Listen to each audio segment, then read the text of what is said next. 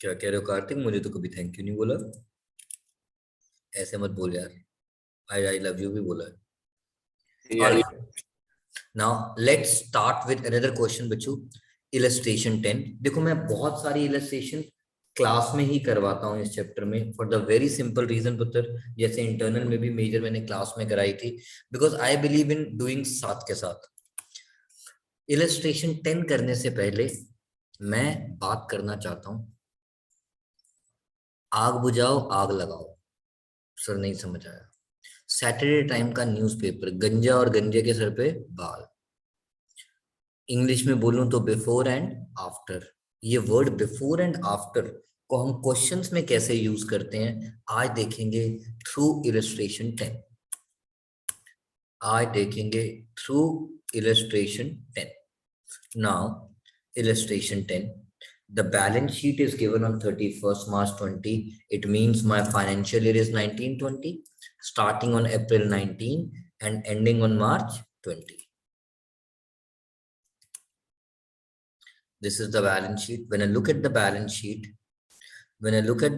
sheet, I see the non-current investments represents two kinds of investment, one in debentures and one in share but holding minority का relation share holding की वजह से आता है, debentures की वजह से नहीं आता। So then how to deal with debentures? Will take it as a common debt, like debtor and creditor.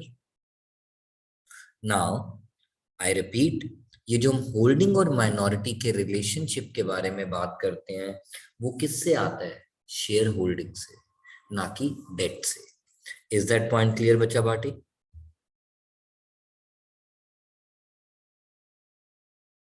Yes. या Okay. Now, H Limited acquired these shares on 1st August. H Limited acquired these shares on 1st August.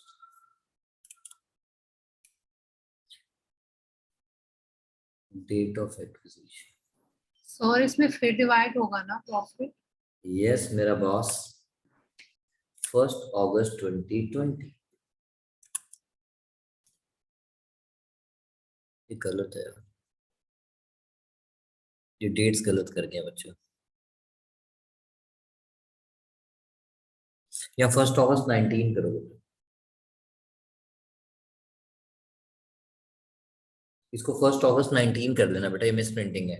Trust me, अभी solve करेंगे पता लग जाएगा। जहां तक मेरी याददाश्त जाती है, इट हैज टू बी 19। इन्होंने बस डेट चेंज की है, उसमें थोड़ा गड़बड़ कर गया। H Limited acquired the shares on 1st August 19.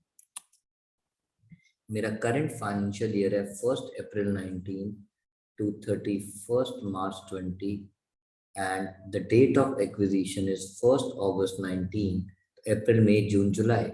4 months will be considered as, and 8 months will be considered as. It means जो मेरा करंट ईयर के प्रॉफिट्स होंगे, जो मेरे करंट ईयर के प्रॉफिट्स होंगे उसमें से फर्स्ट 4 मंथ्स के प्रॉफिट प्री में चले जाएंगे और रिमेनिंग 8 मंथ्स के प्रॉफिट पोस्ट जाएंगे। इज दैट पॉइंट क्लियर बच्चा पार्टी? ओके। नाउ मैंने कितने शेयर्स एक्वायर किए? 1500। और एस लिमिटेड के शेयर्स थे कितने? अब देखो ये पेपर में लिख के दिखाने की जरूरत नहीं है, इसलिए मैं गंदा गंदा करना शुरू हो गया। कितने शेयर से पुत्र? 2000। 2 लाख डिवाइडेड बाय 100, 2000 शेयर्स। तो अगर अब हम बात करें number of shares, 2 lakh divided by 100, 2000। Holding minority, holding में कितना? 1500। माइनॉरिटी के पास कितना? यानी होल्डिंग इज टू माइनॉरिटी की रेशियो 3:1। यहां तक कोई doubt? No sir. Okay, now आगे चलते हैं। The profit and loss statement of S Limited showed a balance of loss of rupees 1,50,000 on 1st April 19. I will write it in pre or post? Pre, because any profit or loss till the date of acquisition is called pre-acquisition profit oblique losses. All right. During June 20, guys, jaldi mat karna. During June 20, goods were destroyed by fire and insurance company admitted the claim for 2,000.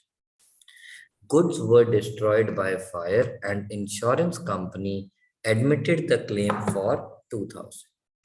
यहां तक कोई doubt? मेरा पहला सवाल सुयश से, हम लुट गए तेरी मोहब्बत में कितने रुपए से? Sir, 4,000. क्यों? क्योंकि 6,000 के सर goods क्योंकि 2,000 दे दिए ना. 2,000 तो दे दिए. मेरा दूसरा सवाल रिदिम से, रिदिम, यस सर, लॉस 4,000 का हुआ, कौन सी डेट को हुआ? जून में हुआ है.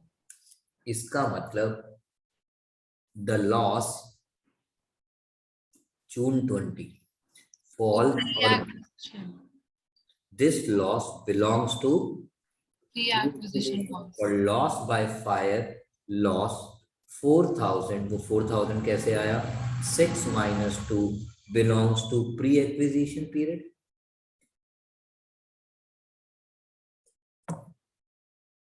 Right? Yes sir. My last question to my Karthik. Karthik, अब जब आप Yes. करंट ईयर का प्रॉफिट निकालोगे तो कैसे निकालोगे? Closing minus opening. जब आप करंट ईयर का प्रॉफिट निकालोगे, बेटा ध्यान देना जरा, अब आप बहुत इंपॉर्टेंट बात करने जा रहे हो मेरे साथ. Current year profit closing minus minus opening. इसका मतलब आपका करंट ईयर का प्रॉफिट कितना? 50,000. रुक जाओ, अगर ये आग नहीं लगी होती, अगर ये आग नहीं लगी होती, मैंने एक बार दोबारा बोला, अगर ये आग नहीं लगी होती तो आपके प्रॉफिट्स करंट ईयर में कितने होते? 1,50,000. बेटा आग मतलब 4,000 का लॉस. यस सर, तो फिर वो लॉस नहीं होता ना, फिर माइनस माइनस नहीं होता. नहीं बच्चों प्लीज, मैं इस 4,000 के लॉस की बात कर रहा हूँ बता. अच्छा, अगर ये लॉस मुझे लॉस बाय फायर 4,000 नहीं हुआ होता तो मेरे करंट ईयर के प्रॉफिट कितने आते? 50 माइनस 4 या 50 प्लस 4? 50, फिर तो -4. रिदम, सर प्लस नहीं होना चाहिए. थैंक यू मेरा बेटा. प्लस. कार्तिक, इस लॉस की वजह से मेरे प्रॉफिट ऑलरेडी कम होंगे ना, तो अगर Yes, ये sir. लॉस नहीं होता तो मेरे प्रॉफिट इतनी अमाउंट से ज्यादा होते. Yes yes. अब कुछ बच्चे पूछते हैं सर लॉस तो हुआ है, आप ऐड क्यों कर रहे हो? मैंने कहा 1 मिनट दे दो. पहले मैंने उस लॉस बाय फायर, फायर मतलब आग को बुझा दिया, कि एज्यूम किया कि लॉस बाय फायर हुआ ही नहीं. सर क्यों एज्यूम किया? मैं कहा अभी बताऊंगा. रिदिम, मैंने एज्यूम किया मुझे लॉस ड्यू टू फायर नहीं हुआ. इसको मैंने अपनी भाषा में बोल दिया आग. हिंदी में मेरे को ज्यादा लिखना नहीं आता, बुझाओ. समझ गई ना बेटा मेरी बात? Yes sir. फिर बुझाया क्यों वो बाद में बता. तो आप अपने इन प्रॉफिट्स को, जो आपको करंट ईयर में प्रॉफिट्स हुए हैं, उसको 4 मंथ्स और 8 मंथ्स में डिवाइड करती कि नहीं करती? सर बोलो बोलो बोलो. सर हमें 4,000 ऐड करना है अभी या नहीं करना? मेरी बात का बस जवाब देती जाओ. ओके. मैंने कहा अगर ये आग नहीं लगी होती तो हमारे प्रॉफिट कितने होते? 54,000. तो हम 4 मंथ्स और 8 मंथ्स कॉल प्री और पोस्ट में किस अमाउंट को डिवाइड करते? 54 को. मैंने कर दिया. फिर Yes. अब रिदिम बोली सर आग तो लगी है. बोलो एक बार रिदिम, सर आग तो लगी है. हाँ लगी हुई है. आग तो लगी है तो लगा दो आग।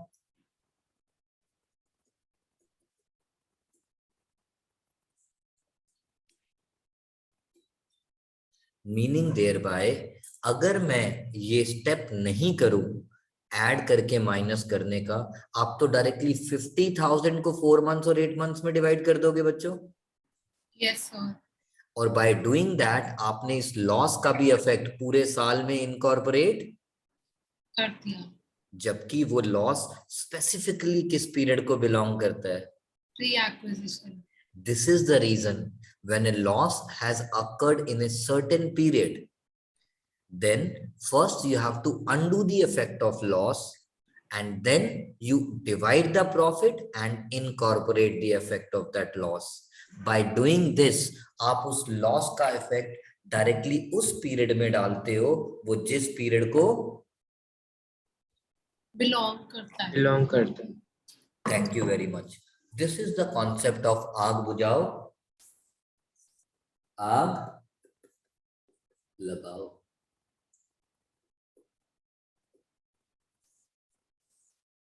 इस क्वेश्चन का मेजर पॉइंट, बाकी सब तो हमारे रेपिटेटिव आएंगे आप देखोगे, इस क्वेश्चन का मेजर पॉइंट और इसके अलावा आपको और इस क्वेश्चन में कोई नया पॉइंट मैं नहीं डिस्कस करने वाला, बट अगर ये समझ आ गया है तो मैं अब इस क्वेश्चन की गाड़ी को आगे बढ़ा सकता हूं। बढ़ाऊं बढ़ाऊं दोस्तों? Yes sir. ओके, हमारा opening balance of surplus being negative balance कितना था? 1 लाख। फिर हमारा 4 मंथ्स का प्रॉफिट कितना आया?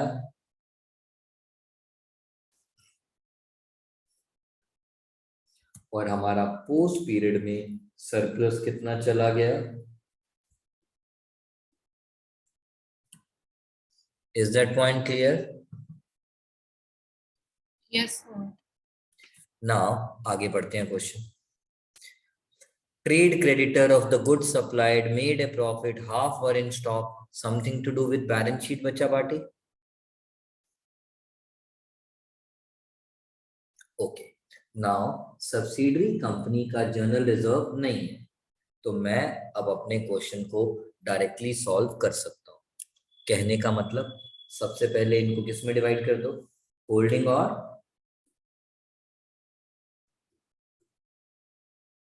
सर वो आपने +4 मंथ्स क्या लिखा है?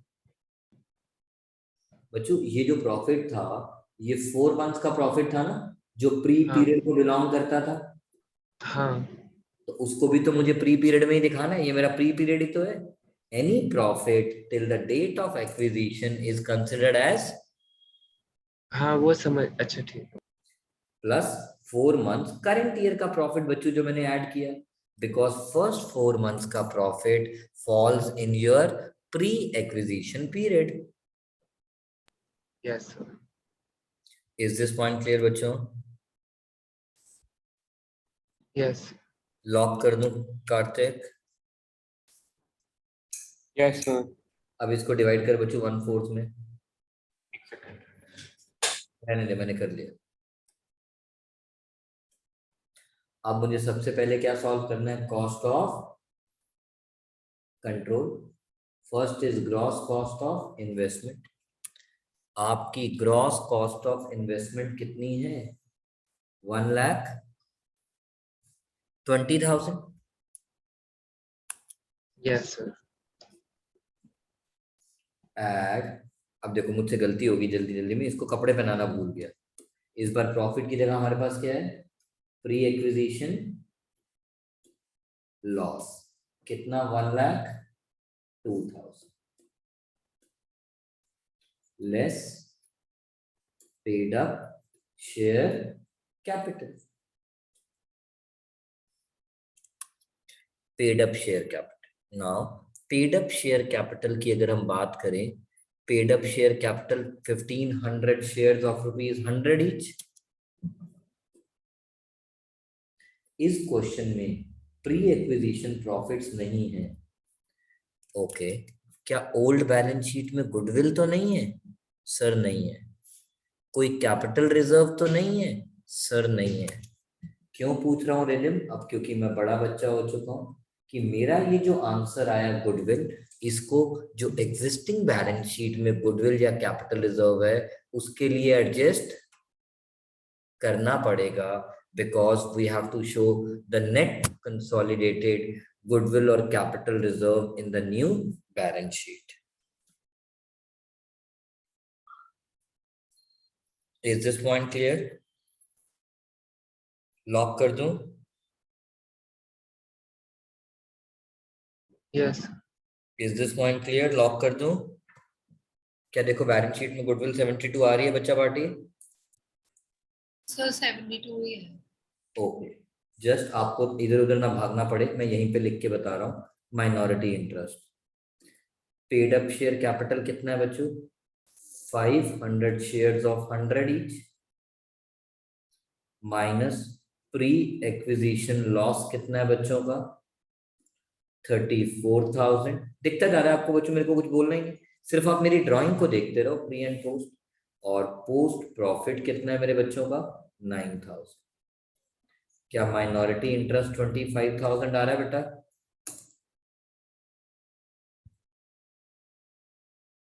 बताओ बताओ। 25 ही है। Thank you.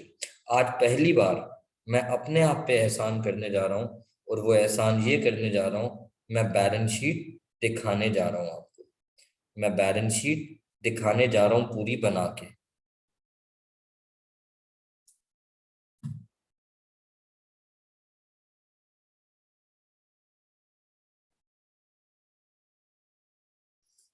इलस्ट्रेशन 10 की बैलेंस शीट।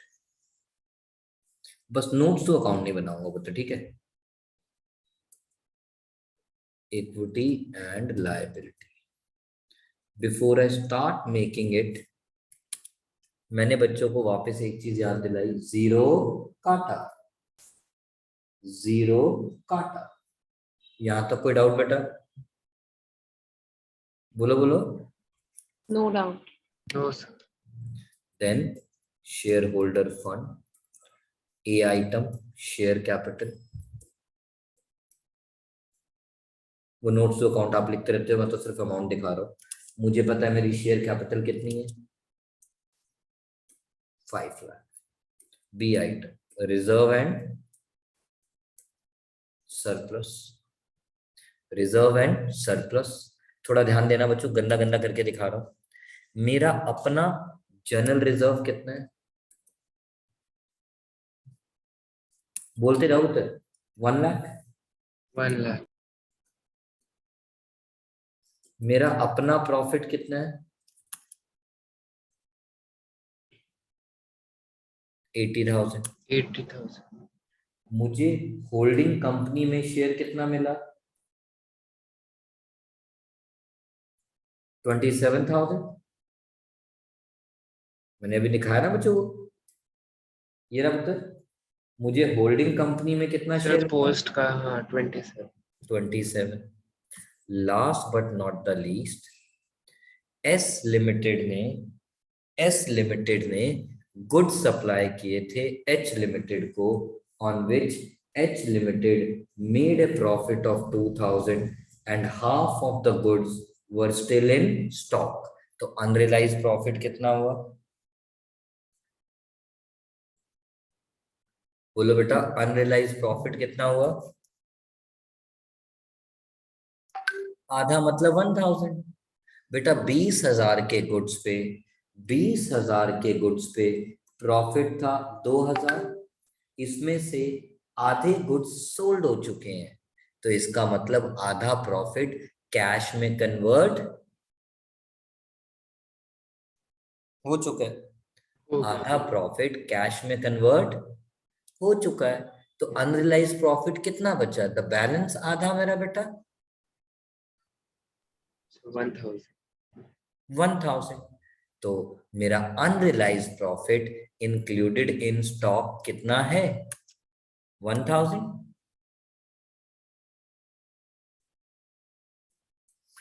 सो 1,80,000, 2,07,000, 2,06,000 का आना चाहिए। देखो बैलेंस शीट में आ रहा है क्या? दिख गया पुत्र? क्लियर पुत्र? वो कैसे दिखाएंगे मुझे नहीं पता, मैंने आपको अभी देसी स्टाइल में दिखा दिया। Is this point clear SRK?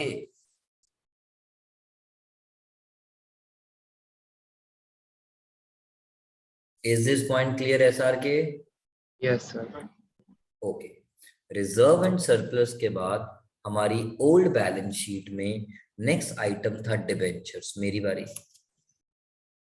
Non current liability और इसका नाम है 6% डिबेंचर्स। 6% डिबेंचर्स, जल्दी मत करना बच्चों। जो डिबेंचर सामने देखना, मतलब एस लिमिटेड की लायबिलिटी था 1 लाख रुपीस के लिए, उसमें से 60,000 के डिबेंचर्स किसने खरीद रखे थे?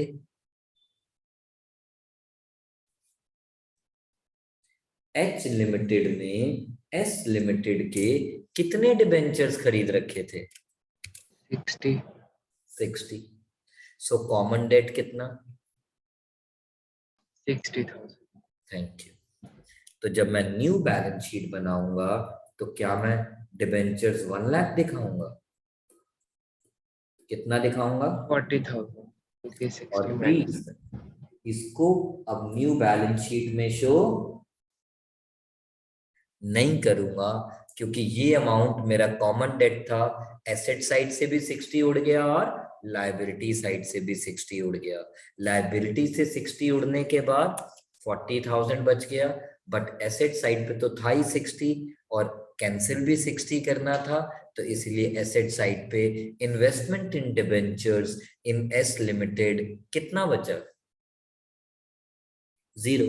तो जब मैं बैलेंस शीट की एसेट साइड बनाऊंगा तो क्या मैं दिखाऊंगा ये डिबेंचर्स को? बोलो बच्चों। No sir. नो सर क्योंकि कॉमन डेट, डेटर क्रेडिटर की तरह।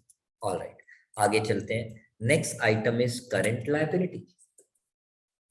करंट लायबिलिटी में मुझे याद आ रहा है मेरे क्रेडिटर, उसके क्रेडिटर और कॉमन क्रेडिटर, यानी जो क्रेडिटर एस लिमिटेड का है सेम अमाउंट एच लिमिटेड का क्या होगा? डेटर। तो जैसे मैं क्रेडिटर में से 20,000 माइनस कर रहा हूं, बैलेंस शीट में एसेट साइड बनाते वक्त एसेट्स में से भी कितना माइनस करूंगा?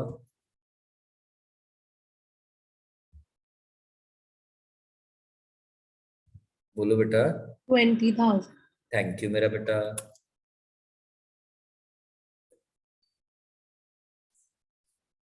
5 2 7 and 1 8, 8,46,000 बैलेंस शीट का टोटल होना चाहिए। ओए अच्छा, मैं एक चीज लिखना भूल गया, माफ कर दो बेटो, माफ कर दो बच्चों। यहाँ पे मैं एक चीज लिखना भूल गया, कौन सी? माइनॉरिटी इंटरेस्ट, जो हमने कितना निकाला था 25। तो हमारा लाइबिलिटी साइड का टोटल कितना आ गया पुत्र? 8,71,000। लाइबिलिटी साइड का टोटल कितना आ गया? 8,71,000। Now assets. Now assets.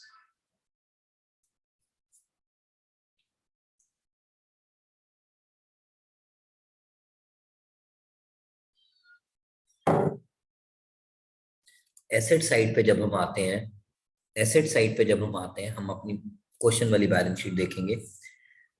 ये मेरे टेंजिबल एसेट्स हो गए पुत्र, विच इज 350 प्लस 150, 5 लाख। उसके बाद इन्वेंट्री, जल्दी मत करना बच्चों। इन्वेंट्री, जब मैं इन्वेंट्री लिखूंगा कार्तिक, मैं 90,000 प्लस 40,000 और minus loss by 5। Loss by 5 नहीं बता, unrealised profit included in stock, जिसकी अच्छा हम उसका पास करते 10,000 है। Unrealised profit included in stock, जिसकी हमने एंट्री सीखी थी हाँ। Surplus oblique PNL account debit to stock, उसकी एंट्री पास करेंगे। Yes so far so good. जी सर। देन ये मेरा आ गया कितना? 1,29,000। Then comes trade receivables.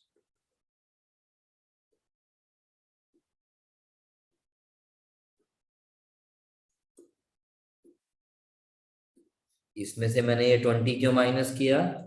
Common date, जो एस का क्रेडिटर है वो एच का डेटर है, तो आपको कॉमन डेट माइनस करना पड़ेगा। Then comes cash and cash equivalence,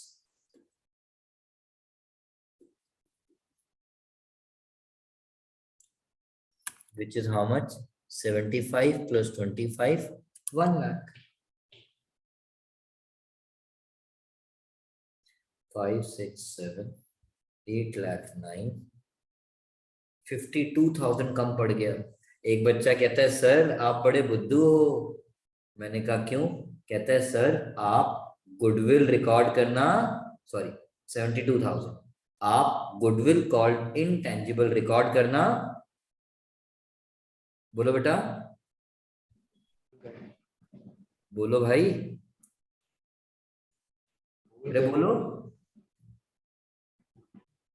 rhythm बोलो यार।